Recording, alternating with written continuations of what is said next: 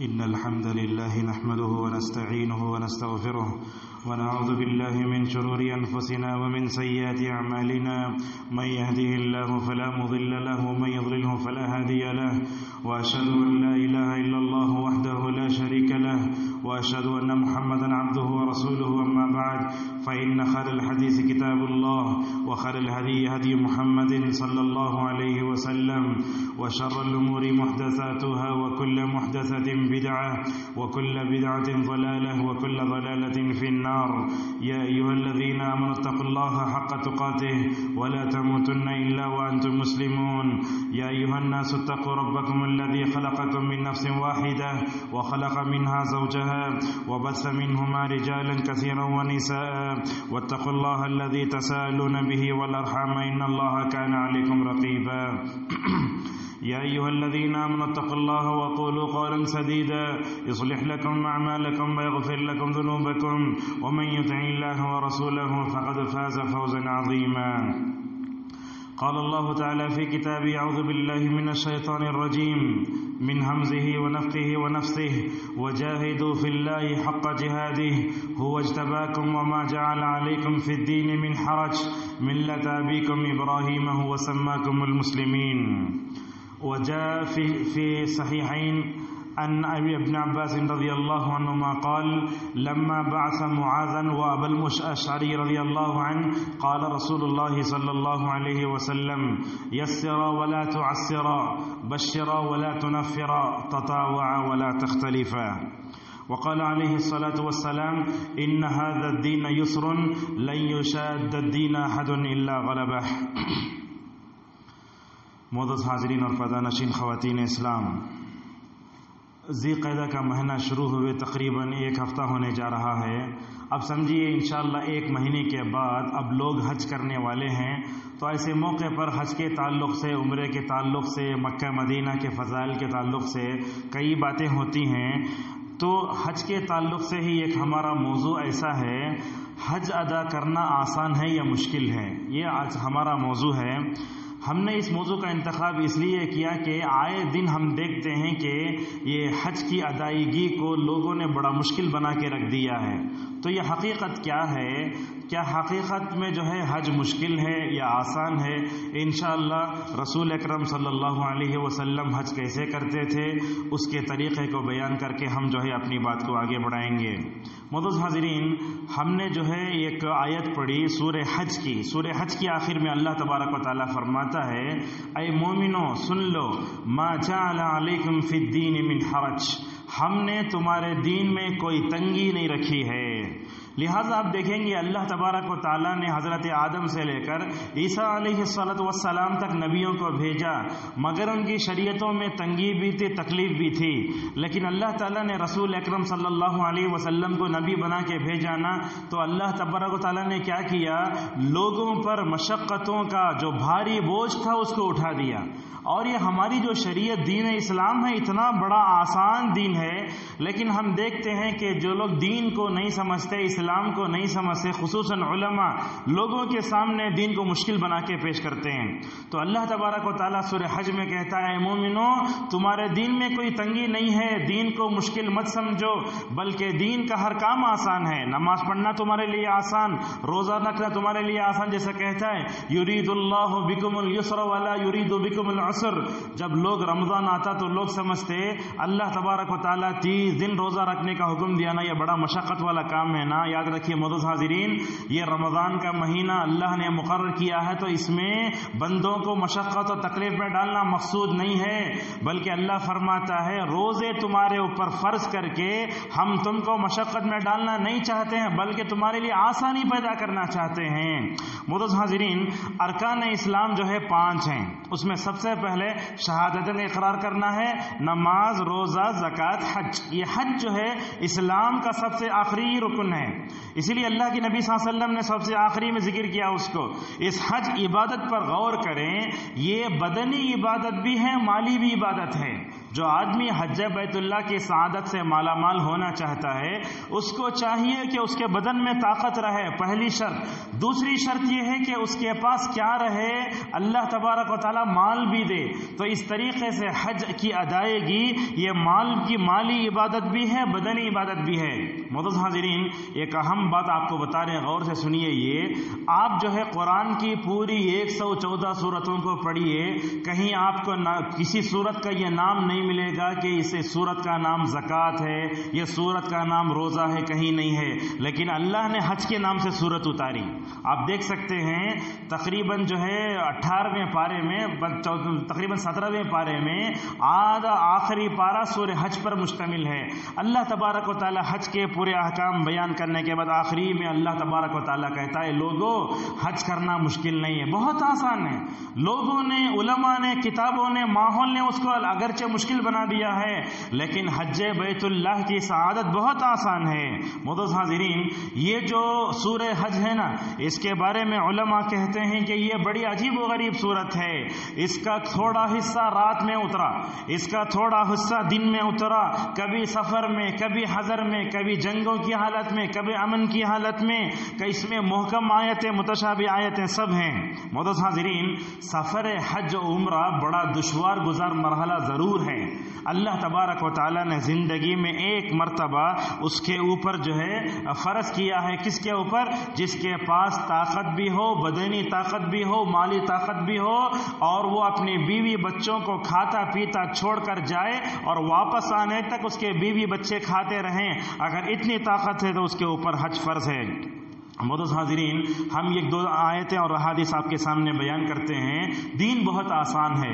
اللہ کے نبی صلی اللہ علیہ وسلم خود کئی جگہ فرماتے ان الدین یسر، لوگ دین بڑا آسان ہے۔ یاد رکھیے، ہمارے ذہنوں میں یہ کیوں بیٹھ گیا ہے کہ دین مشکل ہے؟ دین تو آسان ہے، لیکن مصیبت ہمارے اپنی عقل کی ہے۔ دین بہت آسان ہے۔ اللہ کے نبی صلی اللہ علیہ وسلم کئی جگہ فرماتے لوگوں یہ دین بہت آسان ہے، اگر تم نے دین کو مشکل کیا نا تم خود مشقت میں پڑ جاؤ گے۔ اور یاد رکھیے، یہ دین آسان ہے جو بات ہے نا، رسول اکرم صلی اللہ علیہ وسلم جب کبھی صحابہ کرام کو کبھی یمن کبھی ادھر ادھر بھیجتے نا، آپ صلی اللہ علیہ وسلم ان کو جن باتوں کی وصیت کرتے اس میں یہ بھی ہوتا تھا۔ آپ نے ایک موقع پر کہا تھا ابو موسیٰ اشعری اور جو ہے معاذ بن جبل رضی اللہ عنہ سے، یسرا ولا تعسرا، اے ابو موسیٰ اور معاذ بن جبل، جہاں جا رہے ہو نا دین کو مشکل بنا کے پیش نہیں کرنا بلکہ دین کو آسان بنا کے پیش کرنا۔ تو نبی کریم صلی اللہ علیہ وسلم یہ دین کے آسان ہونے کے بعد صحابہ کو بول کے بھیجا کرتے تھے لوگوں کو دین کو آسان بناؤ اور مشقت میں نہ ڈرو۔ حضرت عائشہ رضی اللہ عنہ ایک جگہ کہتی ہیں اللہ کے نبی صلی اللہ علیہ وسلم جب کبھی کسی کام کو اختیار کرتے آسان کام کو اختیار کرتے، اللہ کے نبی کبھی مشقت میں نہیں پڑتے۔ آپ کی پوری زندگی دیکھیے، آپ صلی اللہ علیہ وسلم کو جو کام آسان ہوتا اسی کو اپناتے، اور جب بھی آپ اپنے صحابہ میں تکلیف دیتے نا فوراً بولتے لوگوں آسان کو پیدا کرو، مشکل کو پیدا مت کرو۔ معزز حاضرین، آپ دیکھیں یہ دین آسان کیوں ہے، یہ سوال پیدا ہوتا ہے۔ اس کا سب سے آسان جواب یہ ہے اللہ تعالیٰ غفور و رحیم ہے، بخشنے والا مہربان ہے۔ جو ذات رحم والی ہو، جو دین اتارے گا وہ بھی رحم والا ہوگا نا۔ اسی طریقے سے جناب محمد رسول اللہ صلی اللہ علیہ وسلم بھی رحمت للعالمین ہے۔ اس دین کو نازل کرنے والا غفور و رحیم ہے۔ جو دین جس کے ذریعے بھیجا گیا وہ بھی رحمت للعالمین ہے، لہٰذا دونوں رحمت کی تقاضا یہ ہوا کہ یہ دین مکمل طور پر آسان ہو جائے۔ معزز حاضرین، اور ایک بات ہم آپ کو بتاتے ہیں، آج کے زمانے میں اگر ہم نماز، روزہ، زکوٰۃ، حج بلکہ زندگی کے من جملہ معاملات میں اگر ہم عمل کرنا چاہتے ہیں نا، آسانی چاہتے ہیں، رسول صلی اللہ علیہ وسلم کی اتباع کرو۔ یہ بات یاد رکھیے جملہ، اگر ہم اپنی عبادتوں میں آسانی چاہتے ہیں اتباع نبی کو اپنانا ہوگا، نبی کے طریقے پر اپنانا ہوگا۔ اگر ہم نبی کے طریقے کو چھوڑ کر دوسروں کے طریقے پر جاؤں گے تو کیا ہوگا؟ آسانی کے بجائے مشکلات پیدا ہوں گے۔ یہ آج کے زمانے کی سب سے بڑی پریشانی ہے۔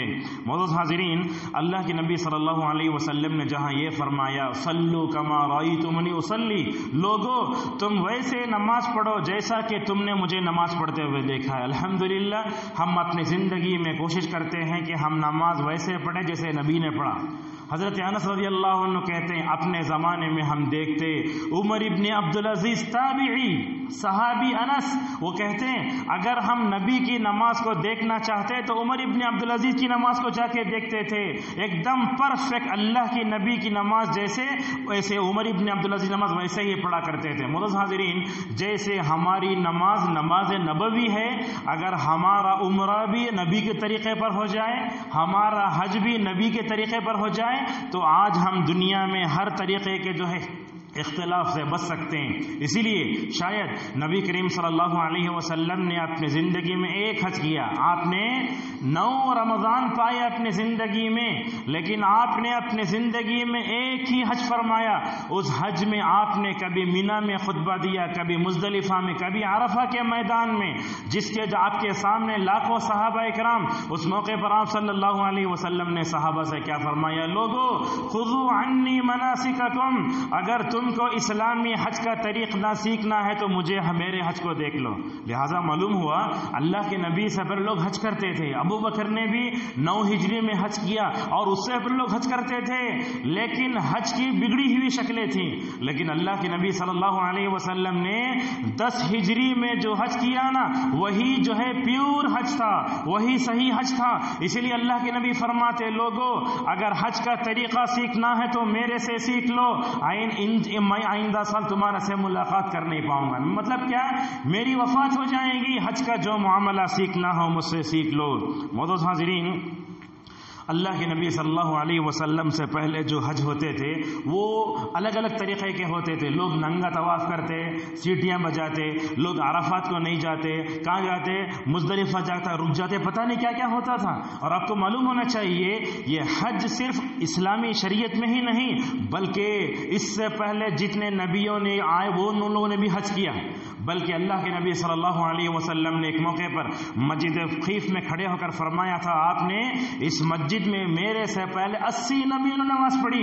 اور آپ صلی اللہ علیہ وسلم نے یہ پیشن گوئی فرمایا، یاد رکھیے، آپ نے فرمایا، کہا قیامت کے قریب میں عیسیٰ علیہ السلام آئیں گے نا، وہ بھی آ کر جو ہے انشاءاللہ قیامت کے آخری وقت میں بھی حج بھی کریں گے، عمرہ بھی کریں گے. اللہ کے نبی صلی اللہ علیہ وسلم نے اس بات کی بھی پیشن گوئی فرمائی. معزز حاضرین، اس دنیا میں نبی کے راستے پر چلنے کی جو حرص صحابہ کے اندر تھی نا، وہ امت کے کسی طبقے میں نہیں آ سکتی. رسول اکرم صلی اللہ علیہ وسلم کیسے عمل کرتے، آپ کی سنت پر مر مٹنے کا جو جذبہ صحابہ کے اندر تھا نا، وہ کسی کے اندر نہیں آئے گا. ہم یہ کیوں بات بولنا چاہتے ہیں؟ آپ حدیث کی کتابوں کو کھول کر دیکھیے، حضرت جابر ایک صحابی ہیں، جابر رضی اللہ عنہ ایک صحابی ہیں. انہوں نے نبی کریم صلی اللہ علیہ وسلم کو دیکھا مدینے سے نکلتے ہوئے، دیکھا مکے کا پورا راستہ دیکھا، مکے میں جا کر اللہ کے نبی صلی اللہ علیہ وسلم کیا کیا کر رہے ہیں، کیسے کیسے کر رہے ہیں، آپ کے قریب رہ کر آپ کے تمام افعال کو دیکھا، اقوال کو دیکھا، حرکات و سکنات کو دیکھا، آپ کیا کیا کر رہے ہیں، آپ کے ہر ایک پوائنٹ کو نوٹ کیا، یہاں تک کہ نبی کریم صلی اللہ علیہ وسلم مدینہ واپس آ گئے. قربان جاؤ جابر رضی اللہ عنہ کے اس سنت پر عمل کرنے کے جذبے کو. حج کے پورے طریقے کو اگر آپ دیکھنا چاہتے ہیں، ہزاروں حدیثوں کو چھوڑ دو، ایک حدیث کو پکڑ لو، آپ کا پورا معاملہ حل ہو جائے گا. وہ کون سی حدیث ہے؟ جابر رضی اللہ عنہ کی حدیث ہے. لہذا جابر رضی اللہ عنہ کہتے ہیں، مدینے سے نکل کر مدینے سے واپس آنے تک میں نبی کے ساتھ رہا اور آپ کے ہر عمل کو نوٹ کرتا رہا. کیسے آپ نے احرام باندھا، کیسے آپ نے لبیک اللہم لبیک کہا، آپ نے خطبے میں کیا کیا کہا ہے، آپ سے کبھی جدا نہیں ہوئے. علامہ نووی رحمۃ اللہ علیہ اس حدیث کے تعلق سے کہتے ہیں، جابر رضی اللہ عنہ کی حدیث بڑی بہترین ہے. اگر تم حج کے معاملے میں فائدہ اٹھانا چاہتے ہو، اس جو ہے حدیث کو پڑھ لو. اور ایک بات آپ کو بتاتے ہیں، اہل علم کے بڑا نقطہ ہے اس میں، یہ جابر کی حدیث بخاری میں نہیں ہے، مسلم میں ہے. اور یہ جابر کی حدیث اتنی لمبی ہے، اگر حج کے بارے میں اگر آپ معلوم کرنا چاہتے ہیں، صحیح مسلم کا لمبے صفحے کی جو حدیث آتی نا، اگر آپ اس میں دیکھیں گے 10 صفحات پر مشتمل حدیث ہے. یہ اللہ کے نبی صلی اللہ علیہ وسلم نے کیسے حج کیا. قاضی عیاض رحمہ اللہ کہتے ہیں، اگر تم جابر رضی اللہ عنہ کی حدیث کو پڑھ لو گے نا، تم کو معلوم ہوگا حج کا نبوی طریقہ کیسے تھا. اور کہا یہ جابر رضی اللہ عنہ کی حدیث سے علماء نے 150 مسائل مستنبط کیے ہیں. معزز حاضرین، آج لوگ حج کرتے ہیں کیسے؟ اور حج کیسے ہونا چاہیے؟ نبی صلی اللہ علیہ وسلم کے طریقے کے مطابق ہونا چاہیے۔ آج ہم اپنے زبان سے دعوت تو کرتے ہیں کہ اللہ اور اس کے رسول پر حج کا طریقہ، اور خصوصاً آج یہ حج کیا ہو گیا، پکنک بن کے رہ گیا ہے اور کمرشل انداز بن کے رہ گیا ہے۔ لوگ کیا کرتے ہیں، حج میں عمرے میں کمانا چاہتے ہیں۔ ابھی دیکھیے چند دنوں پہلے پتہ نہیں بنگلور کا کوئی ٹور آپٹر تھا، وہ لوگوں کو لے کر گیا، لے جا کے مکے میں مدینے میں ان کو ایسے ہی چھوڑ کے بولا میری امی بیمار ہے، واپس آ گیا۔ اب وہاں لوگ پریشان، نہ کھانا نہ پینا، کیا کریں گے؟ تو حج کے نام پر لوگ دھوکہ دے رہے ہیں۔ اور یہ بات آج کے آپ کے سامنے جو بولنا چاہتے ہیں، غیر مسلم نے یہ بات کہی، کیا فرمایا، کیا کہا اس نے؟ ہم دیکھتے ہیں دنیا میں بہت سے مذہب ہیں، آج تک دیکھو کوئی ہندو میں تم کو تروپتی لے کر جاتا ہوں، فلاں جگہ لے جاتا ہوں، بلکہ پیسہ نہیں کھائے سوائے مسلمانوں۔ مسلمان کیا کرتے ہیں؟ پیسہ لے کے کھا لیتے، حالانکہ زندگی میں اس کو ایک مرتبہ حج عمرہ کرنے کی جو ہے خواہش ہوتی ہے، وہ خواہش کو مار دیتے ہیں، نعوذ باللہ من ذالک۔ تو لہذا حج کیسے ہونا؟ اللہ اور اس کے رسول صلی اللہ علیہ وسلم کے طریقے پر ہونا چاہیے۔ یہ حدیث بیان کرتے تو رونگٹے کھڑے ہو جاتے ہیں۔ حضرت عبداللہ ابن عباس رضی اللہ عنہ بیٹھے ہوئے تھے، ایک آدمی آیا، کہا کون سا حج افضل ہے؟ ابن عباس نے کہا اللہ کے نبی صلی اللہ علیہ وسلم نے جو حج کیا وہ حج تمتع ہے۔ حج تمتع کسے بولتے؟ عمرہ کر کے احرام کھولنا، پھر 8ویں تاریخ کو اپنے گھر سے احرام باندھ کے مینا جانا، یہ حج تمتع کا موٹا سا مفہوم ہے۔ وہ کیا ہو کر کھڑے نہیں لگا، اے ابن عباس، ابو بکر بولتے ہیں کہ حج کی فلاں قسم افضل ہے، عمر بولتے ہیں کہ حج کی فلاں قسم افضل ہے۔ ابن عباس کے چہرے کا رنگ بدل گیا، کیا کہنے لگے ابن عباس؟ تقولون اقول قال رسول اللہ صلی اللہ علیہ وسلم وتقولون قال ابو بکر وعمر۔ اے آدمی، میں تیرے سامنے رسول اللہ کی بات پیش کرتا ہوں، تم میرے سامنے ابو بکر کی عمر کی بات پیش کرتے ہو۔ اگر یہ تمہاری سوچ رہی نا، رسول کی اس بات کے مد مقابل میں ابو بکر کی بات بھی نہیں چلتی، رسول اللہ کی حدیث کے سامنے عمر کی بات بھی نہیں چلتی۔ اگر دنیا اللہ کے نبی کے طریقے کو چھوڑ کر ابو بکر عمر فلاں پتہ نہیں کن کن کے طریقے پر چلے اور اللہ کے نبی کی باتوں پر دوسری باتوں کو ترجیح دی جائے نا، تو کیا ہوگا؟ تمہارے اوپر آسمانوں سے پتھروں کی بارش ہوگی۔ لہٰذا آج یہی حال ہو رہا ہے، لوگ بولتے اور لوگ ٹور آپٹر کرنے والے بولتے ہمارا طریقہ بالکل پورا قرآن حدیث کا طریقہ، اور لوگ بولتے ہمارے ساتھ جو معلم آئے گا وہ پیور قرآن حدیث پر چلے گا، لیکن ہم دیکھتے ہیں کہ جو معلم ہوتا ہے اسے اس حج کا طریقہ معلوم نہیں ہوتا۔ تو بولتے جو خود نہ تھے روح پر اوروں کے ہادی بن گئے۔ کیسے ہو سکتا ہے کہ جو آدمی حج کا طریقہ نہ جانے وہ دوسروں کے لیے معلم بن جائے؟ معزز حاضرین، ہم آپ کو بتاتے ہیں کہ حج کتنا آسان ہے۔ یہ سب سے پہلا بات یہ ہے کہ اللہ تبارک و تعالیٰ نے نمازوں کی طرح، دن میں 5 نمازوں کی طرح، اگر اللہ تبارک و تعالیٰ ہر سال لوگوں پر حج فرض کر دیتا تو انسانیت کتنی مشقت میں پڑ جاتی۔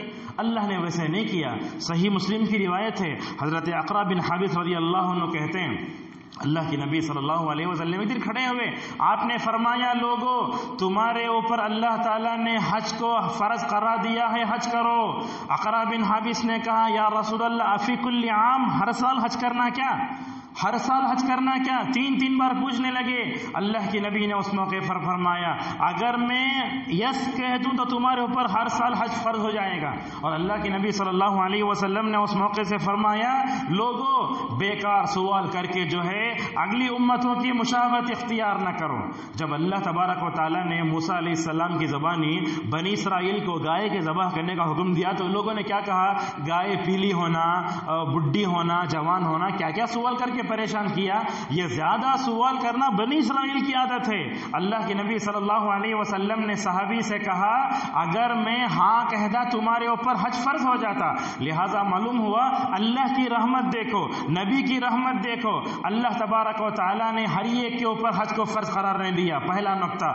دوسرا نقطہ یہ ہے اللہ تبارک و تعالیٰ نے مالداروں پر بھی ہر سال حج کو فرض قرار نہیں دیا۔ طاقت رکھنے والے پر بھی ایک ہی مرتبہ حج فرض ہے، لیکن آج ہم لوگوں کو دیکھتے ہیں کہ ہر سال حج کو جا رہے ہیں، ہر سال حج کو آ رہے جا رہے ہیں، لیکن زندگی میں نہ کوئی تبدیلی ہے، نہ شرک سے توبہ ہے، نہ خرافات سے توبہ ہے۔ لیکن ایک حدیث ضرور آئی ابن حبان کی جس میں اللہ کے نبی صلی اللہ علیہ وسلم فرماتے ہیں اگر میں کسی کو مال دوں یا اس کو جو ہے طاقت دوں، اگر وہ 5 سال میں 1 مرتبہ حج نہ کرے تو میری رحمت سے محروم ہے۔ یہ حدیث تو اپنی جگہ صحیح ہے، شاید اسی حدیث کے پیش نظر سعودی عرب نے قانون بنایا ہے کہ کوئی بھی آدمی اگر ایک مرتبہ حج کر لینا 5 سال کے بعد دوبارہ حج کرنا. تو دیکھو سعودی عرب کا قانون بھی کیا ہوتا ہے, حدیث کے مطابق ہوتا ہے, وہ اپنی عقل کے مطابق جو ہے یہ نہیں کرتے. معزز حاضرین, تو معلوم ہوا یہ حج کو عمر بھر میں ایک مرتبہ فرض کرنا یہ خود دین آسان ہونے کی سب سے بڑی علامت ہے.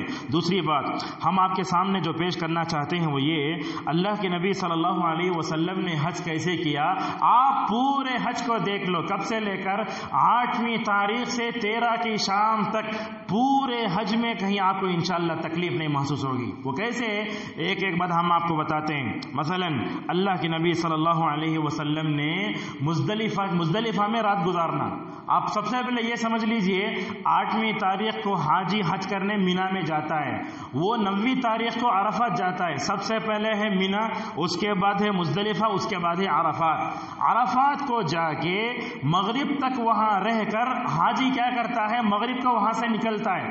مغرب کو وہاں سے نکل کر مزدلفہ 3 کلومیٹر کی دوری پر یہ کھلا میدان ہے, وہاں 35 لاکھ 40 لاکھ لوگ جمع ہوتے. کتنا بڑا میدان ہوگا, وہاں لوگ جمع ہوتے ہیں, لوگ رات گزارتے ہیں. تو اس موقع پر اللہ کے نبی صلی اللہ علیہ وسلم نے ایک آسانی ایسے پیدا کی, اگر کوئی بیمار ہے, اگر کسی کو کوئی ذمہ داری ہے تو وہ مزدلفہ کے رات سے رات ہی میں چلے جا سکتا ہے. حالانکہ دوسرے حج کرنے والوں کے لیے پوری رات فجر تک وہاں رہنا ضروری ہے.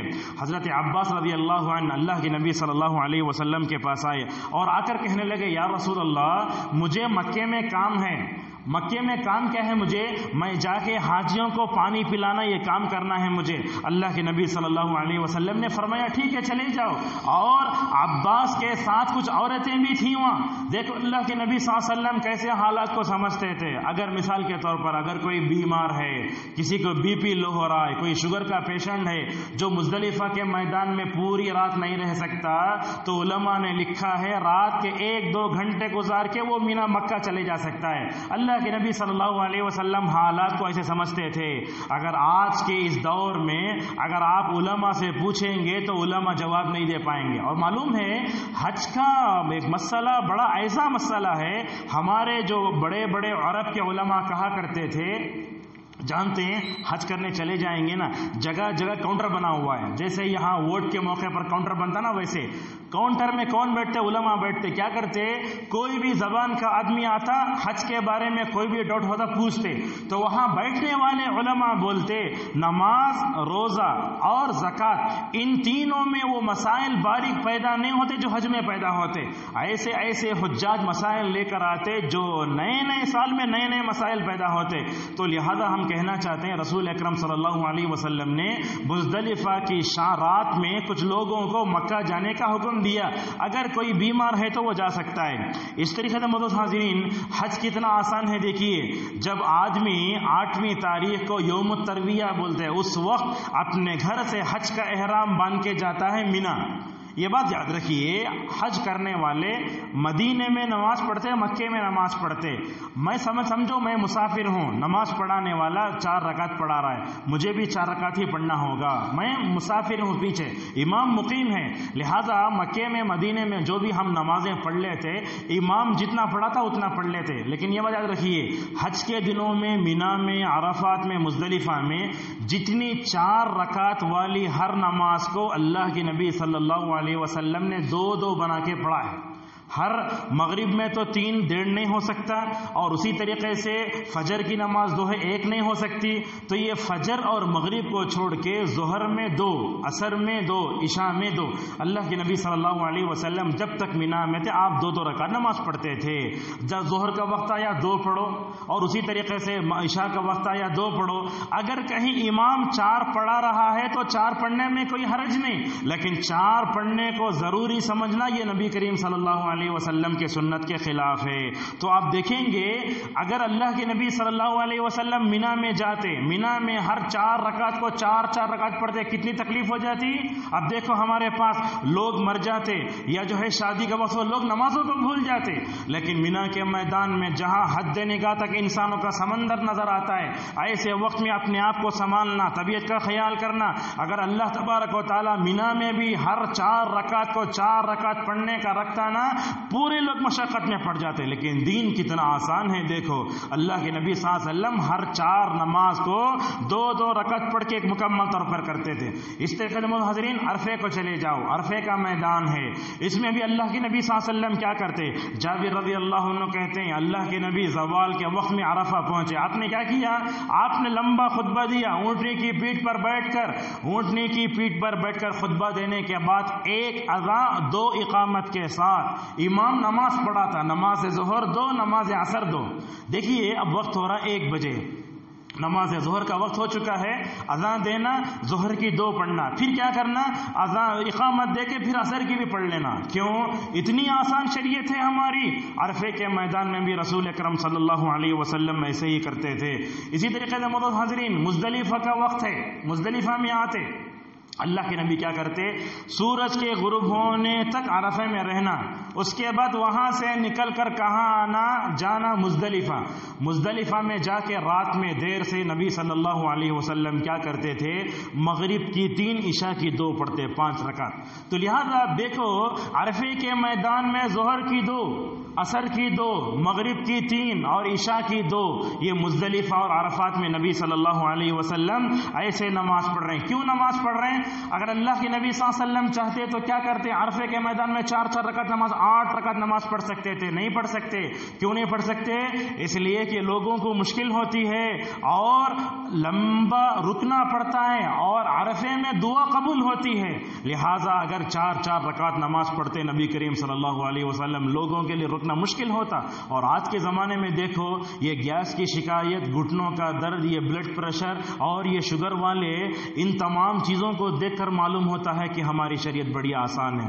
بڑی معذرت ہم آپ کو بتاتے ہیں، آج لوگ کیا کرتے؟ ظہر کی نماز 17 منٹ پڑھاتے، حرم میں دیکھو ظہر کی نماز 10-12 منٹ میں ہو جاتی ہے، اور حج کے دنوں میں تو ظہر، عصر اور بالکل جمعہ کی نماز تو سورہ عصر اور سورہ بس چھوٹی صورتیں پڑھ کے، اس لیے کہ لاکھوں لوگوں کا مجمع ہوتا ہے، بیوی ہے، بچے ہیں، سب ہوتا ہے، اس لیے جو ہے دین آسان ہے، اس لیے اللہ کے نبی صلی اللہ علیہ وسلم ایسے کرتے تھے۔ لہذا عرفے میں، مزدلفہ میں نبی کریم صلی اللہ علیہ وسلم نمازوں کو کیا کرتے؟ جمع بھی کرتے اور شارٹ بھی کرتے۔ دیکھو اللہ کے نبی صلی اللہ علیہ وسلم عرفے سے نکل رہے ہیں، مغرب کا وقت ہے، اگر مغرب کی نماز کو اس کے وقت کے اوپر اگر پڑھنا اللہ تبارک و تعالی ضروری کر دیتا تو لوگ راستے میں پڑھ لیتے، راستے میں لوگ آ رہے جا رہے، نماز میں کیا پڑھیں گے؟ خشوع خضوع کہاں آئے گا؟ اس لیے اللہ کے نبی صلی اللہ علیہ وسلم نے فرمایا مزدلفہ جا کر پڑھو۔ لیکن آج ہم لوگوں کو دیکھتے ہیں، بڑے عجیب ہے، لوگ اللہ کے نبی کے طریقے پر حج نہیں کرتے، بلکہ کیا کرتے؟ اپنے مسلک کی کتابیں لا کر حج کرتے ہیں۔ اسی لیے ہم نے کئی حجاج کو دیکھا عرفہ سے نکلے، راستے میں مغرب کی نماز پڑھنا شروع کر دیتے۔ یہ اللہ کے نبی کا اسوہ ہے کیا؟ زندگی میں 1 مرتبہ حج کر رہے ہیں تم، نبی کریم صلی اللہ علیہ وسلم کی خلاف ورزی کر رہے ہو، تمہارا عمل کہاں قبول ہوگا؟ اور تم دعویٰ یہ کرتے ہو کہ حاجی الحاج، اور بولتے حج مبرور، کیسے ہوگا حج مبرور؟ اللہ کے نبی راستے میں نماز پڑھے نہیں نا، مزدلفہ پہنچ کر آپ صلی اللہ علیہ وسلم نے نماز پڑھی ہے۔ معزز حاضرین اس طریقے سے آپ دیکھیں مزدلفہ کی رات میں عشاء مغرب پڑھ کے سو جانا، لوگ کیا کرتے؟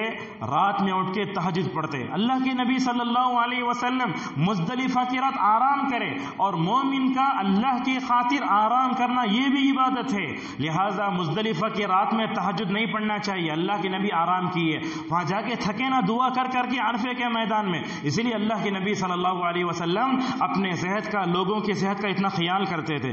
اس طریقے سے اور دیکھیے اللہ کے نبی صلی اللہ علیہ وسلم نے حج کو کتنا آسان بنایا۔ 10ویں تاریخ آتی نا عید کے دن کی، اس دن 5 کام کرتا حاجی۔ کوسا سب سے پہلے کنکری مارتا، اس کے بعد بال نکالتا، اس کے بعد قربانی، 3 ہو گئے نا، اس کے بعد جا کے طواف بھی کرنا، سعی بھی کرنا، 5 کام ہو گئے۔ رمی کرنا، کنکری مارنا، بال نکالنا، جانور ذبح کرنا، طواف اور سعی، یہ 5 کام کو آپ آگے پیچھے بھی کر لے سکتے۔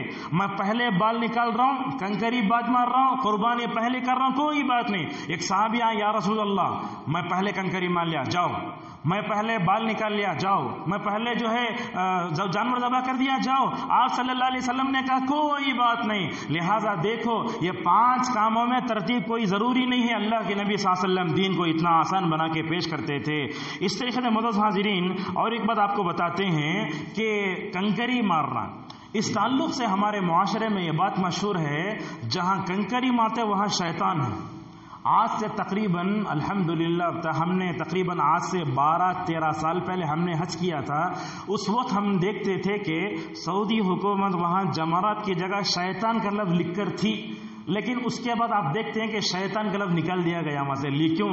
اس لیے کہ شیطان کا لفظ دیکھتے ہی لوگ بھی شیطان بن جاتے ہیں، اور لوگ شیطان ہے سمجھ کے لوگ مارنے لگتے ہیں۔ اور آپ کو بتاتے ہیں، بڑی ہنسی بھی آئے گی، ہماری عبادت چھچوری نہیں ہے، ہماری عبادت کتنی سنجیدہ ہے، ہماری عبادت سنجیدہ ہے۔ اللہ کے نبی صلی اللہ علیہ وسلم کے پاس ابن مسعود، اللہ کے نبی نے فرمایا اے ابن مسعود جا کر کنکریاں لاؤ۔ ابن مسعود بڑے بڑے پتھر لے کر آئے۔ آپ نے فرمایا ابن مسعود دیکھو کنکری مارنا بھی ہے نا، اس میں ہماری سنجیدگی ہے، نہیں چاہیے یہ لوبے کے سائز میں لاؤ، ایسے ہی فرمایا آپ نے۔ اور آپ نے کہا دیکھو لوگوں، غلو کی وجہ سے امت مسلمہ ہلاک ہوئی، لہٰذا ہم جمرات کو کنکری بھی مارے وہی طریقے پر مارے جیسے نبی صلی اللہ علیہ وسلم نے مارا تھا۔ لہٰذا آج ہم لوگوں کو دیکھتے جوش میں آ جاتے، اور ایسا مرحلہ ہے جمرات کی رمی کا، بولتے ہوئے ہمیں ہنسی بھی آتی ہے، لوگ یہ سمجھتے وہاں گئے تو مارنا یا مر جانا، ایسا ماحول بنا کے لوگوں نے رکھ لیا ہے، حالانکہ ایسی کوئی چیز نہیں ہے وہاں کیا کرنا۔ روایتوں میں آیا حضرت ابراہیم علیہ السلام اپنے بچے کو لے کر وہاں سے گزر رہے تھے، شیطان نے آ کر کہا ابراہیم سے بیٹے کو ذبح کرتے کیا؟ ابراہیم علیہ السلام نے کنکری ماری، تو شیطان آ کے مجھے جو ہے ورغل آ رہا ہے، ذرا آگے بڑھے، پھر شیطان نے آ کر کہا ابراہیم اپنے چھوٹے سے بچے کو ذبح کرنے جا رہے ہو کیا؟ پھر ابراہیم نے کنکری ماری، پھر آگے بڑھے، شیطان نے کہا ابراہیم اپنے بیٹے کو ذبح۔ یہ 3 جگہ شیطان نے ابراہیم علیہ السلام کو گمراہ کرنے کی کوشش کی، وہاں کھڑے ہو کر ابراہیم نے کنکریاں ماری۔ یہ سیرت میں ہے، لیکن ہمارا اپنا عقیدہ یہ ہے اللہ کے نبی نے کنکری ماری اس لیے ہم مار رہے ہیں، اللہ کے نبی اگر نہیں کرتے تو ہم بھی نہیں کرتے۔ دیکھو یہ جمرات کی رمی میں کتنی جو ہے آسان ہے، اللہ کے نبی صلی اللہ علیہ وسلم نے چھوٹی چھوٹی کنکری ماری۔ علامہ نووی لکھتے ہیں کنکریاں کتنے ہونا، لوبے اور چنے کی سائز کے ہونا، اس سے بڑے نہیں ہونا، اور شریعت نے کتنا آسان کیا، ہزاروں لاکھوں لوگ مل کے کنکریاں مار رہے ہیں۔ تو علماء نے لکھا ہے کنکری مارے حوض کی طرح بنا ہوا ہے، اس کو لگا صحیح ہے، اگر نہیں لگا تو حوض میں پڑ جائے تو سمجھ جاؤ تمہاری کنکری کا حق ادا ہو گیا۔ لہٰذا ہم آپ کو بولتے حج کرنے جاؤ تو علماء کے ساتھ جاؤ، دور کھڑ کے مارنا نہیں چاہیے، جھک کے قریب میں چلیں گے آرام سے کنکری مار سکتے ہیں۔ لہٰذا یہ کنکری مارنا جو ہے یہ نبی کریم صلی اللہ علیہ وسلم سے بھی ثابت ہے، لہٰذا آپ نے بھی اس میں بڑی آسانی پیدا فرمائی۔ اور اسی طرح معزز حاضرین 11 کو 12 کو 13 کنکری مارتے ہیں، اس میں بھی آپ نے کتنی آسانی پیدا فرمائی۔ آپ نے کہا زوال کے بعد مارو، شیعہ کو دیکھتے 11-12 تاریخ کو صبح کی نماز فجر کے بعد شروع ہو جاتے، یہ لوگ جا کے مارنا شروع کر دیتے، اور آپ صلی اللہ علیہ وسلم نے یہ بھی جو ہے آسانی پیدا فرمائی، اگر تم مار سکتے، تمہاری بیویوں کو لے جانا مشکل ہے، وہ بیمار ہے نہیں چل سکتی، تم اپنی بیوی کی طرف سے بھی مکمل طور پر کنکری مار سکتی ہو۔ اس طرح متحضرین یہ حج بڑا آسان ہے۔ دیکھیے حج کے 5 دن ہیں، 8 تاریخ سے لے کر 13 تک، آپ صلی اللہ علیہ وسلم کے اوپر جو وحی اتری اس میں یہی بتایا گیا فمن تعجل فی یومین فلا اثم علیہ۔ بقرعید کا دن آیا تو اس کے 2 دن کے بعد کنکریاں، 3 دن کے بعد کنکریاں مانا رہتا ہے حج کے جو ہے عید کے بعد۔ اگر 11 کو 12 کو کنکری مار کے اگر کوئی حاجی سورج کے غروب ہونے سے پہلے مینا سے نکل گیا اس کا حج پورا ہو گیا۔ فمن تعجل فی یومین، اگر کوئی حاجی میدان مینا میں 12 تاریخ کو 2 دن کنکری مارا، 3 کر 7 کر کے 3 کو مارا، اور سورج کے غروب ہونے کے بعد بھی اگر وہ مینا میں رہا اس کے لیے 13 تاریخ کی کنکری بھی مکمل طور پر واجب ہو جاتی ہے۔ لہذا ہم حجاج کو دیکھتے ہیں یہ لوگ 12 تاریخ کو بھی مار کے آ جاتے اور اس طریقے سے 13 تاریخ کو بھی مار کے آتے۔ اسی طریقے سے حج کتنا آسان بتاتے ہیں۔ دیکھو ہم نے آپ کے سامنے بیان کیا کہ جو ہے 10 تاریخ کو 5 کام کرتے، کنکری مارتے، بال نکالتے، ذبح کرتے، سعی کرتے اور طواف کرتے۔ طواف افاضہ ایک ہے، طواف الوداع ہے۔ الوداع سمجھتے نا، جب مکے سے انسان آتا رہتا ہے نا اس کے لیے آخری طور پر طواف وداع کرنا اس کے لیے واجب ہے۔ اگر کوئی آخری طواف چھوڑ دیا اس کے لیے ایک جانور دم دینا لازم آ جائے گا۔ شریعت نے کتنا آسان محرم بنایا. تم دونوں طواف ملا کے ایک ساتھ کر سکتے ہو. معزز حاضرین، یہاں خواتین اسلام بھی ہیں. عورتوں کے لیے حج میں کتنی آسانیاں پیدا کی شریعت نے، یہ بھی آپ کو بتا سکتے ہیں. یاد رکھیے، اگر کوئی عورت کے پاس مال جمع ہو گیا، اس کے اوپر اس وقت تک حج فرض نہیں ہوگا جب تک کہ اس وقت کوئی محرم نہ ہو. محرم کے بغیر حج کو نہیں جا سکتے. لیکن بڑی عجیب بات ہے، ہندوستانی حکومت نے قانون پاس کیا بغیر محرم کے بھی حج ہو سکتا ہے. بڑی بڑی قسم کی عورتیں کیا کرتی ہیں، جھوٹے محرم بنا کر حج کو جا رہی ہیں. آج ایسا موقع ہے، ایسا حج کر کے کیا فائدہ، محرم کے بغیر حج کر کے کیا فائدہ. مثلا سمجھو محرم نہیں ہے، آپ طواف کرتے کرتے گر گئے، کون اٹھائے گا آپ کو؟ کیا جھوٹا محرم آپ کو اٹھائے گا اور ٹوس بنا کر اٹھائے گا؟ آپ بیمار ہو گئے، آپ کو پکڑ کر کون چلائے گا؟ یہ سب شریعت ہے. اتنا آسان کیا شریعت نے. اگر کسی کے پاس، عورت کے پاس مال ہے، اس کے اوپر حج فرض نہیں یہاں تک کہ اس کے پاس محرم ہو. اور معزز خواتین، یہ بات بھی سن لیں، آپ حج میں جائیں گے نا، جہاد کا ثواب ملے گا. اللہ کے نبی صلی اللہ علیہ وسلم سے آ کر کہا خواتین نے، یا رسول اللہ، مرد پورے ثواب کو لوٹ لے چل جا رہے، عورتوں کیا بھی نہیں مل رہا. آپ صلی اللہ علیہ وسلم نے فرمایا، اے امت مسلمہ کی خواتین، تمہارا حج کرنا خود جہاد کا ثواب رکھتا ہے. کتنا بڑی شریعت نے ہوئی کی. اور اس طرح معزز حاضرین، آپ دیکھیں گے مرد عورت میں احرام پہنتا ہے. مرد جو احرام پہنتا ہے اس میں سلا ہوا کپڑا کوئی نہیں رہتا، نیچے ایک چادر، اوپر ایک چادر، یہاں تک کہ انڈر ویئر بھی نکال دینا حج میں. لیکن عورتوں کے لیے اسلام نے کتنا آسان رکھا. عورت اپنا برقع پہن سکتی، مرد سلے ہوئے کپڑے نہیں پہن سکتا.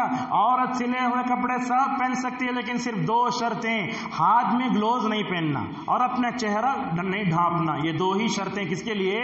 عورت کے لیے. ورنہ عورت کے لیے کوئی لباس چل سکتا ہے، بس نیت کرنا ہے اسے.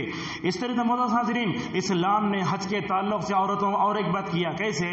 حج کر کے کوئی عورت آئی، جیسے ہی حج کر کے واپس آئی اسے پیریڈ شروع ہو گیا. اب کیا کرنا؟ اس کے لیے آخری طواف کرنا باقی ہے. آپ صلی اللہ علیہ وسلم نے فرمایا، حیض والی عورت اور ڈیلیوری کے بعد جو خون آتا اسے بولتے نفاس. یہ حیض والی عورت کو، نفاس والی عورت کو طواف بھی معاف ہے جب تک وہ مکے میں ہے. اگر وہ حیض آتا رہا، اس کے فلائٹ کا وقت ہو گیا تو ایسے ہی واپس ہو جائے. اگر وہ پاک ہو جائے تو اس کے لیے وہ جو کرنا مکمل طور پر آسان ہو جاتا ہے. معزز حاضرین، حج میں کتنا آسان ہے. دیکھو حضرت عمر رضی اللہ عنہ بڑے موٹے طاقتور انسان تھے. حجر اسود کے پاس آپ صلی اللہ علیہ وسلم نے عمر کو دیکھا تو آپ نے کیا فرمایا؟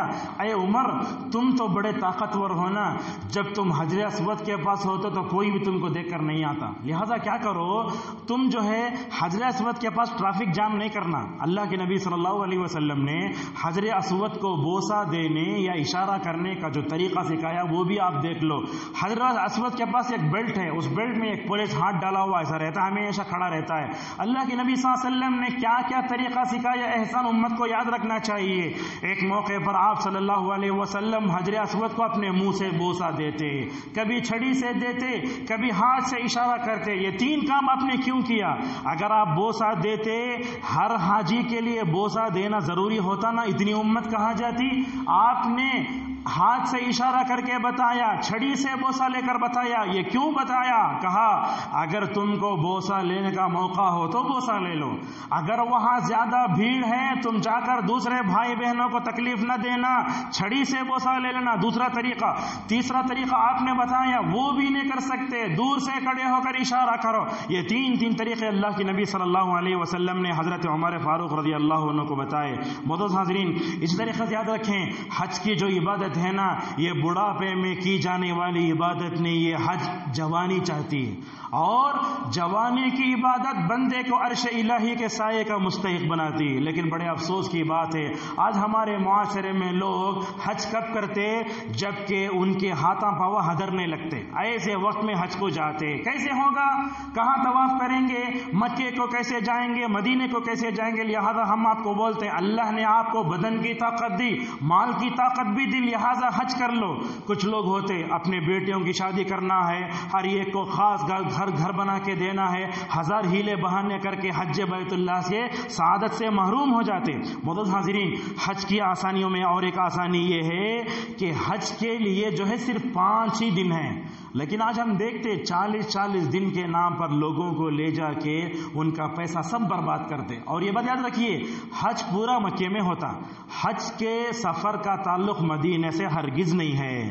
اب لوگ کیا کرتے، حج کو جا کے بولتے سرکار کی خدمت میں حاضری نہیں ہوئے ہمارا حج پورا کیسے ہوگا. یہ بات یاد سنیے، اللہ کے نبی صلی اللہ علیہ وسلم کے شہر کو جاتے اللہ کے نبی کی قبر کی زیارت کی نیت سے نہیں جانا. نیت کو سی رہنا مسجد نبوی میں نماز پڑھنے کی نیت سے جانا چاہیے. ہمارا سفر، ہمارا حج بھی مکمل طور پر صحیح ہو. اور یہ بات یاد رکھیں، آج لوگوں نے حج کے ساتھ کس کس کو ملا دیا ہے. دیکھیے حج کے آپریٹر، ٹور آپریٹر، بڑے بڑے علماء لوگ بیان کرتے جس نے اللہ کے نبی صلی اللہ علیہ وسلم کی حدیث بولتے جس نے حج کیا اور میری قبر کی زیارت کی گویا اس نے میرے اوپر ظلم کیا. حالانکہ یہ حدیث ضعیف بلکہ موضوع ہے. یاد رکھیے حج سے مدینے کے سفر کا کوئی تعلق نہیں. اگر کوئی آدمی یہاں سے گیا 5 دن میں حج کر کے مکے سے واپس آ گیا اس کا حج صحیح ہے. لیکن چونکہ آپ اتنا دور جاتے ہیں اور اللہ کے نبی نے یہ فرمایا ہے کہ مدینہ جاؤ میری مسجد میں نماز پڑھو تم کو 1000 نمازوں کا ثواب ملے گا، اس لیے آدمی جا کر آتا ہے. لہذا جانا کوئی ضروری نہیں ہے. ٹھیک ہے آپ نے مدینے کو جوڑ لیا، کوئی حرج کی بات نہیں. لیکن آج نے کیا کیا، لوگوں نے حج کے ساتھ ابو حنیفہ کی خبر کو جوڑے، حج کے ساتھ حسین کی خبر کو جوڑے، اور حج پتہ نہیں کیا کیا، نعوذ باللہ من ذالک. توحید کا سبق پڑھنے گئے ساتھ میں خبر پرستی کریں تو حج کا کیا فائدہ حاصل ہوگا. معزز حاضرین، اسی طریقے سے حج کے تعلق سے اور ایک بات ہے، لوگ کیا کرتے ہیں 40 دن مکے میں، مدینے میں 10 دن اور مکے میں 1 مہینہ حساب لگا کے بتاتے ہیں. اور آج دیکھو حج کمیٹی سے جائیں گے 2.25 لاکھ، اگر ٹور سے جانا ہے پرائیویٹ سے تقریباً 6 لاکھ. ایک آدمی حج کرنا بولے تو اس کے لیے پریشانی شروع ہوتی، یہ کہاں سے لاؤں گا میں. اگر 5 دن کا حج اگر کریں گے نا تو شاید 1.5-2 لاکھ میں بات مکمل طور پر ختم ہو جائے. اس طریقے معزز حاضرین، آج ہمارے معاشرے میں حج کیوں مشکل ہو رہا ہے وہ بھی آپ کو بیان کر رہے ہیں. ایک بات دیکھیے، آپ لوگ حج کرنے جا رہے ہیں، حرام مال کو حلال میں ساتھ ملا کر حج کر رہے ہیں. اللہ کے نبی صلی اللہ علیہ وسلم نے ایک آدمی کا ذکر کیا، آپ نے فرمایا ایک آدمی لمبا سفر کرتا ہے، اس کے بالاں پورا ایسے اٹے ہوئے ہیں اور اس کے ناخن بھی لمبے لمبے ہیں، دعا کرتا ہے ہاتھ اٹھا کر، اے رب اے رب. آپ نے فرمایا اس کا کھانا بھی حرام، پینا بھی حرام، دعا کہاں قبول ہوگی. لہذا بتاؤ حرام مال سے دعا قبول نہیں ہوتی تو حج کہاں سے قبول ہوگا. لہذا یہ بیاس کا پیسہ لوگوں کے جو ہے ناحق کھا کے لوگ حج کو جا رہے ہیں، لہذا ایسا حج قابل قبول نہیں ہے. ایک دوسرا، آج حج میں لوگوں نے جو مشکلات بیان کی ہیں وہ کیا، ہم نے دیکھا حج میں ہمارے کئی رشتہ دار تھے. ٹینٹ ہوتے ہیں اصل میں مینا میں، عرفات مزدلفہ میں ٹینٹ ہوتے ہیں. ایک ٹینٹ میں مختلف مسلک سے تعلق رکھنے والے لوگ، یہ حنفی ہے، یہ شیعہ ہے، یہ اہل حدیث ہے. نماز کا وقت آتا ہے نا، پورے ٹینٹ میں رہنے والے 20 آدمی 3 جماعت بناتے. نعوذ باللہ من ذالک.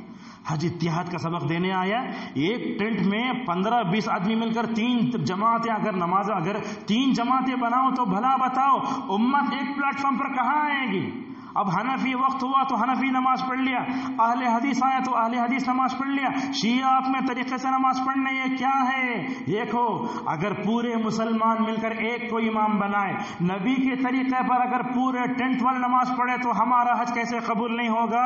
لہٰذا یہ ضد کرتے ہیں لوگ. ہم نے دیکھا اہل حدیثوں کی جماعت ہو رہی ہے، احناف کی جماعت ہو رہی ہے، شیعہ آ رہے ہیں، اور اس کے بعد کیرلا کے شوافیار الگ الگ جماعتیں بڑھ رہے ہیں. یہ کیا ہے امت کا؟ اللہ کے نبی صلی اللہ علیہ وسلم نے ایک حج کیا اور آپ نے کہا لوگوں میرے طریقے پر حج کرو تو تمہارا حج قبول ہوگا. تو آج دیکھتے ہیں کہ یہ مینا میں 4 رکعت نماز پڑھنے کے لیے یہ لوگ اپنی جماعت الگ سے بناتے ہیں. اور ہم نے دیکھا مسجد خیف، ایک مسجد ہے مینا میں، اس میں امام صاحب 2 رکعت نماز پڑھاتے ہیں، وہ خود مسافر ہیں. ہم نے دیکھا حنفی مسلک سے تعلق رکھنے والے لوگ نماز ہوتے رہتے بیٹھے رہتے. یہ کیسی کوسی مصیبت ہے؟ یہ ہمارا نبی ایک، ہمارا قبلہ ایک، اور بولتے اللہ اور اس کے رسول صلی اللہ علیہ وسلم کی شریعت پہ عمل کرنے والے. یہ کیا ہو گیا؟ جماعت کی نماز چل رہی ہے، کوئی آدمی بیٹھے گا تو گنہگار نہیں ہوگا کیا؟ ایک چیز تو یہ اس طرح. اور ایک بار ہم آپ کو بتاتے ہیں وہ کیا، کچھ لوگ عرفے میں حالانکہ اللہ کے نبی صلی اللہ علیہ وسلم عرفے میں ہر 4 نماز والی رکعت کو عرفے میں، مینا میں، مزدلفہ میں 2 پڑھنا. یہ کیا کرتے ہیں لوگ؟ امام صاحب وہاں نماز پڑھاتے رہتے، یہ لوگ جا کے اپنے ٹرٹ میں اپنے مسلک کے آدمی کو آگے بڑھا کے نماز پڑھاتے. یہ صحیح ہے کیا؟ یہ آج اس طریقے سے ایسے ہو رہا ہے. لہٰذا عرفے میں مزدلفے میں نماز کو پورا پڑھنا. اور اسی طریقے سے ہم نے کہا 10ویں تاریخ کو کنکری مارنا، حلق کرنا، ذبح کرنا، اس میں ترتیب ضروری نہیں ہے. ہم نے دیکھا لوگوں کو بڑا عجیب ہے. ہم نے کیا کیا؟ 10ویں تاریخ آئی نا، ہم حلق کیے، ذبح کر کے اپنا احرام کھول دیے. لیکن ہم نے دیکھا یہ لوگ کیا کرتے ہیں، اپنے مسلک کی کتاب بیگ میں رکھ لے گاتے، آگے اس میں رکھ لے کو دیکھتے. 10ویں تاریخ پوری گزر جاتے، احرام بننے کو رہتے. کیا بولتے معلوم ہے؟ ہماری مسلک کے مطابق ترتیب واجب ہے. 11ویں تاریخ کی صبح میں ہماری قربانی ہوتی ہے، اس کے بعد ہمارا احرام نکالتے. نعوذ باللہ من ذالک. شریعت آسان ہے، مشکل مت بناؤ. لہٰذا ایسے مکمل طور پر ہو رہا ہے. اس طرح سے حضرین ہم نے لوگوں کو دیکھا حج کو کیسے مشکل بنایا. دیکھو کنکریاں اٹھاتے نا، بڑے بڑے کنکریاں اٹھا لیتے اور زمزم سے دھوتے، حالانکہ کہیں اس کا ثبوت نہیں ہے. اس طرح سے حاضرین سفر حج میں بدعت کی بھرمار. دیکھو جو لوگ سفر حج میں ہوتے ہیں، حج کا جو وزیر ہوتا ہے وہ بڑا جاہل ہوتا ہے. اور حج میں جن علماء کو ٹریننگ کے لیے لیا جاتا ہے، تلبیہ ایئرپورٹ پر پڑھنا شروع ہو جاتا. حالانکہ تلبیہ پڑھنا کہاں شروع کرنا چاہیے؟ جہاں سے اسے نیت کرنا ہے. یہ دیکھو کیسی جہالت ہے. ہریا جھنڈا پکڑ رہے ہیں، بس میں لبیک اللہم لبیک. یہ سب غلط بات ہے نا، جو ایک دم کی جہالت ہے. اس سے مدد حاضرین ہمارے معاشرے میں ایک حج کو لوگوں نے مشکل کیسے بنایا. دیکھو اللہ کے نبی جہاں جو دعا پڑھے وہی پڑھنا، لیکن آج ہم دیکھتے ہیں حج کے متعلق غلط دعائیں اللہ کے نبی سے ثابت نہیں. آپ دیکھیں گے طواف کے دوران ہر ایک آدمی کے پاس کتاب ہے، پہلے چکر میں یہ دعا، دوسری چکر میں وہ دعا، تیسری چکر میں وہ دعا، اور دعا بھی ایسی غلط دعائیں اللہ کے نبی کا وسیلہ لے کر، اللہ کے نبی کو نور بول کر. تو ہر چکر میں کوئی دعا نہیں ہے. بس کہاں سے ہے؟ رکن یمانی سے لے کر حجر اسود کے درمیان اللہ کے نبی ربنا آتنا پڑھتے تھے. اس کے علاوہ کسی چکر میں اور کوئی دعا نہیں ہے. لہٰذا دعاؤں کو بنا لینا اور ہندوستان میں چھپی ہوئی کتابوں کو لے کر جا کے حج کو مشکل بنانا، یہ بھی جو ہے غلط بات ہے. اور اس سے معزز حاضرین حج کو ہم نے مشکل بنا تھا. اور ایک بات سن لیجئے، حج کو جاتے بولتے میری 5 بہنیں، اس کو جو ہے سونے کا گفٹ لانا، بھائیاں ہیں اس کو بولانا. یاد رکھیے حج کو جاؤ، کسی لیے کچھ کو لا کر دو یا نہ دو، ہمارے رشتہ دار ناراض ہو جائیں، رب نہ راضی ہو جائے تو کافی ہے نا. یہ کہاں سے لا لیا ہم نے؟ ایک چیز لا کر دیکھ سکتے، وہاں کا عقیدہ. لیکن وہاں کا عقیدہ ہم نے نہیں لیا نا. ٹھیک ہے لا کر دینا چاہتے ہو تو زمزم کا پانی کافی ہے نا، کھجور کافی ہے نا. لیکن حج کے ساتھ شاپنگ کرنے کے لیے 4 لاکھ کا بجٹ بنا کے لے جانا، یہ ہمارے حج سے اس کا کوئی تعلق نہیں ہے. لوگ اس کو بنا کے حج کی حالت سے مکمل طور پر محروم ہو رہے ہیں. اور اس طرح مدد حاضرین حج کو مشکل بنایا لوگوں نے. دیکھو اللہ کے نبی صلی اللہ علیہ وسلم جہاں گئے اتر جانا. اب لوگ غار حرا پہ چڑھ رہے ہیں، وہی آنے والی ہے غار ثور پہ چڑھ رہے ہیں. یہ کیا ضرورت ہے؟ پانی کا باٹل لے کے چڑھے، گر کے مر گئے، لوگ شہید ہو گئے. نعوذ باللہ. کہیں اللہ کے نبی صلی اللہ علیہ وسلم سے ثابت ہے کہ حج کو گئے صحابہ کرام غار حرا پہ چڑھے، غار ثور پہ چڑھے؟ نہیں. اور مدینے میں بھی کہاں جانا یہ بھی سن لو، مسجد نبوی، مسجد قباء، بقیع اور شہداء احد. اس کے علاوہ اور کہیں لوگ کہاں جاتے ہیں، کیا کرتے ہیں؟ ہر جگہ جا کے چومنا چھاٹنا. ابن تیمیہ رحمۃ اللہ علیہ کہتے ہیں اگر چھونا بوسہ دینا ہے تو حجر اسود کو ہے. اللہ کے نبی کے قبر کے روزے کی جالی کو بوسہ دینا بھی شریعت کے پاس ناجائز ہے. ہمارے پاس کیسا لوگوں نے بنا لیا ہے. لہٰذا اور معزز حاضرین اسی طریقے سے یاد رکھیں آپ، حج میں مشکل تو ہوتی بہت ہے، اور حج ایسی مشکل چیز ہے اللہ کے نبی صلی اللہ علیہ وسلم نے اس بارے میں بیان فرمایا. اگر کوئی حج کے لیے نکلتا ہے، مشکل پڑتا ہے، تو اپنے فرمایا اس کے لیے جنت کے علاوہ اور کوئی چیز نہیں ہے. معزز حاضرین حج یہ مشکل ہوا تو اس کے اسباب کیا تھے وہ بھی ہم آپ کے سامنے بیان کرتے ہیں. آج حج مشکل اس لیے ہوا کہ ہم نبی کے طریقے سے ہٹے. یاد رکھو یہ حنفی طریقہ، شافعی طریقہ، مالکی طریقہ، حنبلی طریقہ، یہ 4 مذہب ہیں. انہوں نے اپنے زمانے میں دین کی خدمت کی، لیکن ان چاروں نے کبھی یہ نہیں کہا کہ اگر میری بات قرآن سے ٹکراؤ تو تب بھی لے لو. کہیں یہ بات نہیں بتائی گئی. لہٰذا ہم آپ کو بولتے ہیں ہر مسلک سے اٹھ کر نبی کے طریقے پر حج کرنے کی مکمل طور پر کوشش کرو۔ امام مالک کے پاس ایک آدمی آیا اور اگر کیا کہنے لگا، اے امام مالک، میں اللہ کے رسول کے قبر کے پاس سے احرام باندھنا چاہتا ہوں۔ نعوذ باللہ من ذالک، احرام کہاں باندھتے؟ میقات پہ باندھتے۔ امام مالک نے کیا کہا معلوم؟ اے آدمی، اس خیر کو پانا چاہتے ہو جس سے نعوذ باللہ رسول اکرم صلی اللہ علیہ وسلم محروم ہو گئے، لہٰذا احرام کہاں سے باندھنا چاہیے؟ میقات سے باندھنا چاہیے۔ امام مالک نے یہ آیت پڑھی، جو آدمی رسول صلی اللہ علیہ وسلم کی خلاف ورزی کرتا ہے نا، وہ فتنے میں پڑتا ہے۔ لہٰذا ہم آپ کو بولتے ہیں حج کسی مسلک کے رنگ میں رنگ کر نہیں کرنا چاہیے، نبوی طریقے پر حج کرو، تمہارا حج صحیح ہوگا۔ اس طریقے سے آج حج کو مشکل بنانے کا دوسرا بڑا سبب اپنے آباء و اجداد کی اندھی تقلید۔ مثلا ہمارے گھر میں ایک کتاب ہے، جو میرے باپ حج کو گئے، میں کیا کرتا ہوں، میں بھی وہ کتاب لے جا کے برابر اس کے نقش قدم پر چلتا ہوں۔ اگر میرا باپ بدعتی ہے، میں بھی بدعت کرتا ہوں۔ اگر میرے باپ کوئی مسلک میں رنگ کر حج کیا تو میں بھی وہی کرتا ہوں۔ لہٰذا اس طرح معزز حاضرین، حج کو مشکل بنانے کی صورت میں ایک صورت یہ ہے کہ جہالت اور لا علمی ہے۔ کیا کیا پریشانی ہے آج؟ لوگ کعبۃ اللہ کو دیکھ کر بولتے ہیں، اس سے پہلے بھی ہم نے اس نمبر سے یہ بات آپ کے سامنے کہی تھی، عام طور پر مزاروں پر جو چادر جوہری ہوتی ہے، لیکن یہ مکے میں کس بزرگ کی خبر جس پر کالی چادر چڑھائی گئی ہے؟ لہذا ہم آپ کو بتائیں، جہالت اور لا علمی کی حد، لوگوں کو معلوم بھی نہیں کہ حج کرنے کا طریقہ کیا ہے۔ اسی لیے حج کو جانے سے پہلے علماء سے ربط پیدا کرو۔ جہاں جہاں حج کی پریکٹس کے لیے بڑے بڑے پروگرام بنائے جاتے ہیں نا، وہاں حاضر ہو کر حج کا طریقہ معلوم کر کے جاؤ، پوچھو احرام کیسے باندھنا، کون سی دعا کیا پڑھنا، اور اللہ تبارک و تعالیٰ نے حج کو اتنا آسان بنا دیا ہے۔ اسی طریقے سے دو تین باتیں، کیا اور حج مشکل ہوا تو علماء بھی خود اس کے ذمہ دار ہیں۔ کیوں؟ آج ہم دیکھتے ہیں علماء کی غلط رہنمائی کی وجہ سے حج کو مشکل بنا دیا گیا ہے۔ لہذا آپ دیکھیں، الا ماشاء اللہ، حج کے تعلق سے جو کتابیں ہمارے معاشرے میں ملتی ہیں، ان کتابوں کی کیا حالت ہے دیکھو۔ ایسی جھوٹی روایتیں، ایسی غیر مستند خبریں جن کا نہ قرآن سے ثبوت ہے نہ حدیث سے ثبوت ہے، ایسی اگر علماء سو کی کتابیں اگر ہمارے معاشرے میں دی جائیں تو کیا ہوگا؟ اور یہ بات یاد رکھیے، جس نے اگر کوئی بری بات لکھی، اگر بری بات کو لے کر جتنا گمراہ ہوگا، لکھنے والے پر برا وبال ہوگا۔ لہذا علماء سو بھی مکمل طور پر کیا ہیں؟ اس کی طرف۔ اور یہ بات یاد رکھیے، اگر کسی عالم نے کوئی غلط بات لکھی، دوسرا آدمی اس کو پڑھ کر اگر تکلیف میں پڑا، تو اللہ کے نبی صلی اللہ علیہ وسلم نے ایسے لوگوں کے بارے میں بد دعا فرمائی۔ آپ نے کہا، رب میری امت میں سے اگر کسی نے نرمی کی تو اس پر نرمی کر، اگر میری امت میں سے کسی نے دوسرے کو مشقت ڈالا تو بھی اس کو مشقت میں ڈال دیں۔ لہذا ہم نام لینا چاہتے ہیں، ایک عالم دین ہے بڑے، انہوں نے کتاب لکھی تھی غلط، بعض اہل حدیث علماء نے اس کا نوٹس لیا، کہا کہ تمہاری کتاب غلط ہے۔ جب وہ حج پہ گئے تو وہاں لوگوں نے روک کر اس کو پوچھا کہ حضرت آپ حج کے بارے میں جو کتاب لکھے ہیں اس میں ایسی باتیں ہیں۔ وہ شخص وہاں ہو کر جھٹلانے لگا، حالانکہ دیکھا جائے تو وہ کتاب لکھا ہے اس میں، اور اس کتاب میں جتنا غلط لکھا گیا ہے لوگ پڑھ کر اس کو گمراہ ہو رہے ہیں۔ اس طرح معزز حاضرین، اور ایک بات ہم آپ کو بتاتے ہیں، کیا ہے کہ حج گمراہ کیوں، حج پریشان، حج جو ہے مشکل کیوں ہوا؟ غلط قسم کی کتابیں، علماء ایک طرف ہیں اور ساتھ میں کتابیں بھی ہیں، ایسی کتابیں بدعت و خرافات۔ مثلا حج کمیٹی کی طرف جو کتابیں چھپتی ہیں نا، ان کتابوں میں لکھا گیا ہے نعوذ باللہ من ذالک، طواف کے دوران نیچے نبیوں کی قبریں ہیں، حالانکہ اس کا تاریخ سے کوئی ثبوت نہیں۔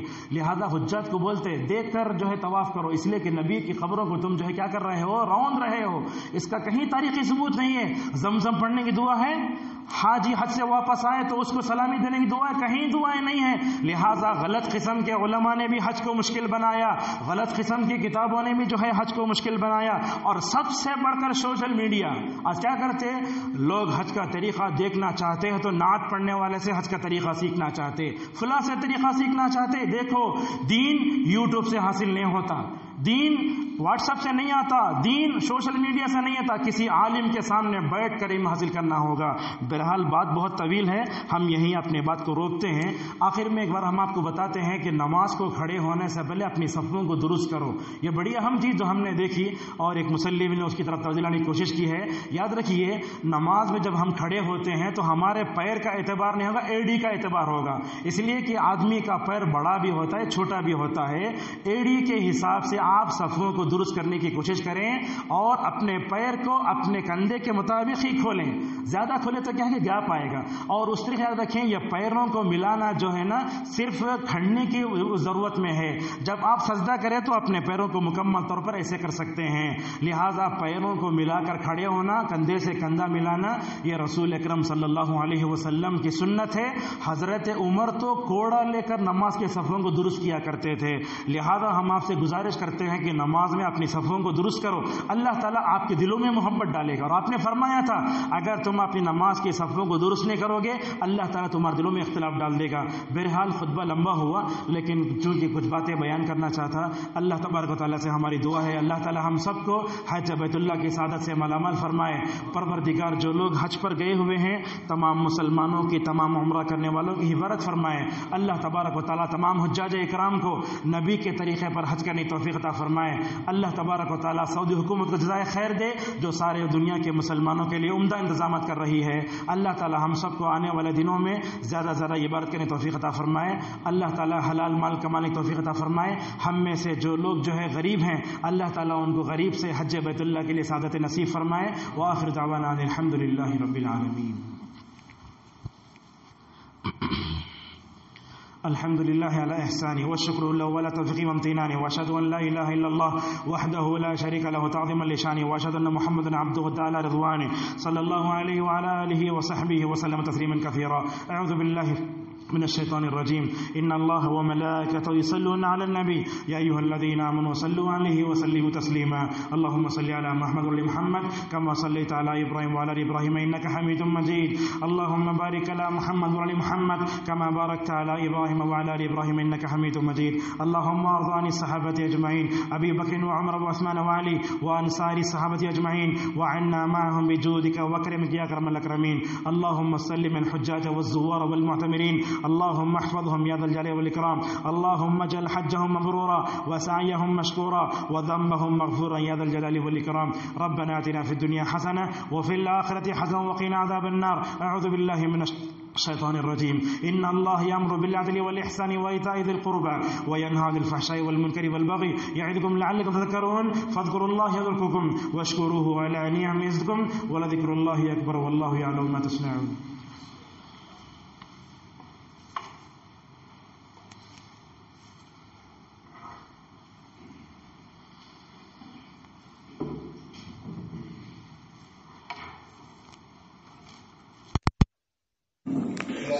الله